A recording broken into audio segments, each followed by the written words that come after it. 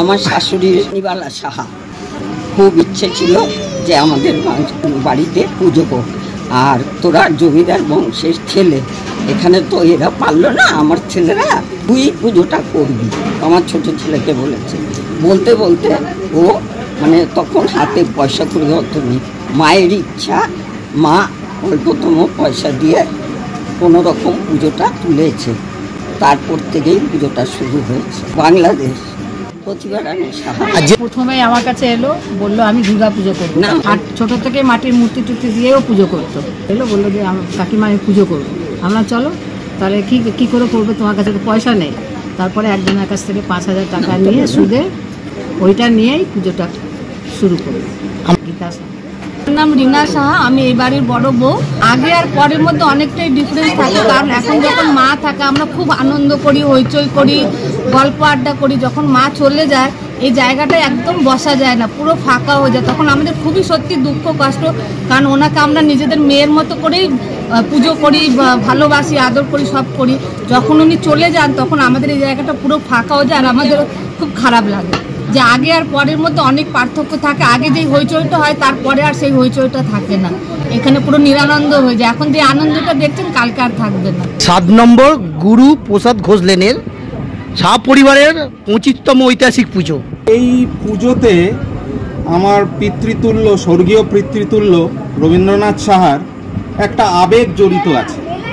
এই আবেগটা হলো যে ওনার অনেক দিনের ইচ্ছে, অনেক সময়ের ইচ্ছে যে আমাদের আদিবাড়ি বাংলাদেশে যে পুজোটা হতো, আমার পূর্বজরা যে পুজোটা করে এসছে, সেই পুজোটা যাতে এইখানে একটা বাস্তব রূপ নেয়। সেই বাস্তব রূপ নেওয়ার জন্য যে আমাদের যে জায়গাপত্র বা যা কিছু প্রচুর অভাব, সেই অভাবের মধ্যে মা নিজের জায়গা নিজে তৈরি করে একটা জায়গায় নিজেই প্রতিষ্ঠিত হয়েছে, এবং সেটা কারো মাধ্যমে হয়েছে। একজন প্রত্যেকটা জিনিসেরই তো একটা মাধ্যম দরকার। সেই মাধ্যম হলো আমার মা শ্রীমতী প্রতিভা সাহা, আমার পিতৃতুল্য, স্বর্গীয় পিতৃতুল্য রবীন্দ্রনাথ সাহা, আমার ভাই রাজকমল সাহা। এদের তত্ত্বাবধানে মা নিজেকে এই ছোট্টখাট্ট একটা জায়গার মধ্যে আমাদের মধ্যবিত্ত পরিবারের বাদে এই জায়গাটার মধ্যে আলটিমেটলি নিজে অধিষ্ঠান করেছে বা নিজে স্থাপিত হয়েছে। সবই মার অবদান। আপনারা মৃৎশিল্প মাধ্যমে কেউ কেউ করে মাটির শাঁখা নোয়া পড়ায়, কিন্তু আপনারা সত্যিকারে শাঁখা নোয়া পড়ালেন কেন? কোনো জিনিসের বাস্তব, কোনো জিনিস সত্যিকারের, আর কোনো জিনিস ধরুন সাজানো গোছানো, দুটোর মধ্যে পার্থক্য। আমি যদি অরিজিনাল কোনো জিনিস একটা মানুষকে তুলে ধরি, সেটার যা গুরুত্ব থাকবে, আর একটা জিনিস মাটির দেওয়া তার গুরুত্ব আলাদা থাকবে। আমরা চাই যে প্রত্যেকটা জিনিসের একটা বাস্তব রূপ হোক। সেই রূপের জন্যই শাঁখা পলাটা আমরা পড়িয়েছি। যা মা শাঁখা পলা পড়েছে, শাঁখা পলার একটা মাধুর্যতা রয়েছে, একটা ইম্প্যাক্ট রয়েছে, যে আলটিমেটলি এই শাঁখা পলাটা শিব ঠাকুর বা কোনো স্বামী স্ত্রীকে পড়ায়, আর স্বামী স্ত্রী যখন তারা বিয়ে বন্ধনে আবদ্ধ হয় তখন এই শাঁখা পলার একটা গুরুত্ব থাকে। যেহেতু ওয়াইফ শিবের, যেহেতু বউ হচ্ছেন আপনার মা দুর্গা, তার জন্য আমরা চাইছি মা দুর্গারও এই জিনিসটা বিশেষ করে যেন বাস্তব থাকে। এই পুজোটা কিন্তু বলা যেতে পারে না যে বিশেষ করে আমাদেরই পুজো। এখন পুজোটা যেটা হয়েছে, এই পুজোটা একটা সার্বভৌমত্ব রূপ নিয়েছে। এই রূপটা কি? এখানকার প্রতিবেশী, এখানকার পাড়ার লোক, যারা আমাদের মা ভাই বোন বন্ধু, যারা সুখে দুঃখের সাথী, যখন থেকে এই পুজোটা শুরু করেছি তাদের ভূমিকা আমাদের চেয়ে কিন্তু শ্রেয়।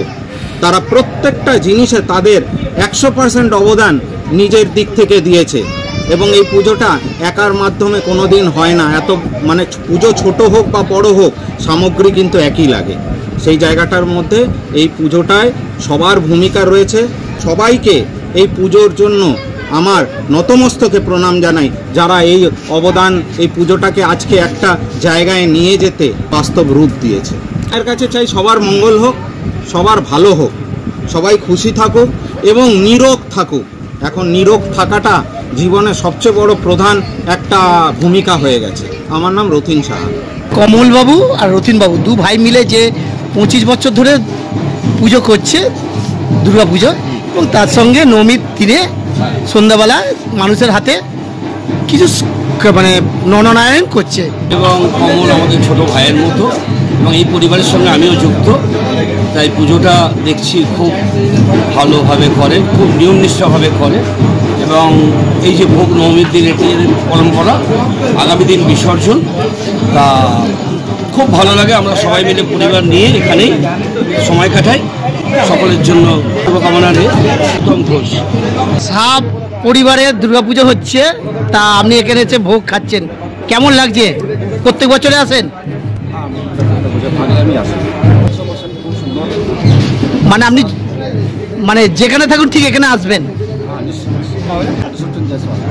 তোমার বাড়ি?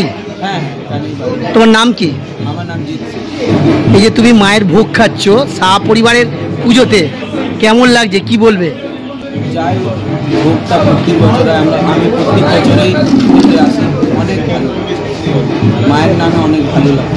আমি একা কেন, সবাই আছে, পুরো বাড়ির লোকেরাই উৎসাহ দেয়। একা হলে মানে আমি একা চাইলে হবে, সবাই না থাকলে। আপনি ছোটবেলা থেকে 25তম বছর পুজো করছেন, আপনি শিয়ালদায় গিয়ে এমন একটা ঢাকিকে নিয়ে এসছেন বলছে পুজো করতে হবে, 5,000 টাকা সুদের হারে আপনি মায়ের দুর্গার পুজো শুরু করলেন। মায়ের আশীর্বাদ ছাড়া আর কোনো ব্যাপার না, এখানে মায়ের আশীর্বাদে এই পুজোটা হচ্ছে। এই পুজোটা আমাদের পূর্বপুরুষরা করতো, তারপর কোনো কারণে বাংলাদেশে পাবনার আমরা মানুষ, কোনো কারণে এই পুজোটা বন্ধ হয়ে গেছে।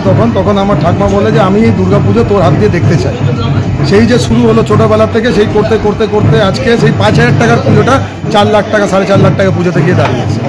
এটার মায়ের আশীর্বাদ ছাড়া এটার মানে কিছুই বলা যাবে না, এটা ভাব প্রকাশ করা যাবে না। মাতা আমার এখানে ফ্যামিলি মেম্বার, আমার বড় ভাই আছে, আমার ছোট ভাইরা এখানে যারা আছে, আমার একটা মাঝির ছেলেরা আছে ওই সূর্যদীপ্ত সহ, একটা কাকার ছেলেরা আছে কুমার কুমার, আর আমার ছোট ভাইরা যত এখানে রয়েছে প্রত্যেকে এরা, আমরা এদেরকে অ্যাজ আ ছোটো ভাই মানে পাড়ার লোক না, অ্যাজ আ আমাদের ফ্যামিলি মেম্বার হিসাবে এরা আমাকে সহযোগিতা করে সব দিক। মানুষকে কিছু বার্তা দেওয়ার না, যার যার ভাগ্যে শেষে খায়। ঠাকুরের আশীর্বাদ, তার আশীর্বাদে আজকে সেই লোক এখানে এসে তার প্রসাদ গ্রহণ করছে।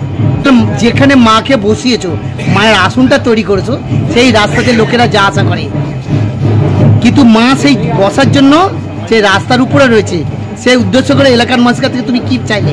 মানুষ আমাকে সবসময় কোঅপারেট করে এবং তারা ভাবে যে যেহেতু এটা আমার বাড়ির পুজো, এবং তারা ভাবে যে আমার বাড়ির পুজোটা এটা সবার বাড়ির পুজো, এবং পুরো এলাকাবাসী এই বাড়ির পুজোকে উপভোগ করে। এরপরে আজকে মাকে তুমি ছোট থেকে করতে করতে এত জায়গায় বড় নিয়ে গেছো, এরপর কি মায়ের পুজো কি আরো বড় জায়গা আকারে করবে? মায়ের আশীর্বাদ থাকে আরো বড় আকারে হবে, হয়তো মন্দিরই হয়ে গেল মায়ের জন্য। না না, আমি সরকারি অনুদান পাচ্ছি না, আমি চাই না, এটা আমার বাড়ির পুজো, বাড়ির মতো থাকুক। আমি এখানে কারো থেকে কোনো সহযোগিতা চাই না বাড়ির পুজোর ক্ষেত্রে। না, মনে কোনো দুঃখ নেই, মা আমার কাছেই আছে। মা 4 দিনে আসে এবং সে তার পাওয়া চাওয়া সব নিয়ে আমাদের থেকে যায়। আমরা মাকে ঠাকুর হিসাবে দেখি না, আমরা মাকে মা হিসাবে দেখি, এবং আমরা তার সন্তান। মা আসে আমাদের কাছে, মার অনুমতি নিয়ে আমরা সব কিছু করে মাকে খুশি করে পাঠাই, আবার সামনে বছরে অপেক্ষা থাকে। আমার নাম রাজকমল সাহা।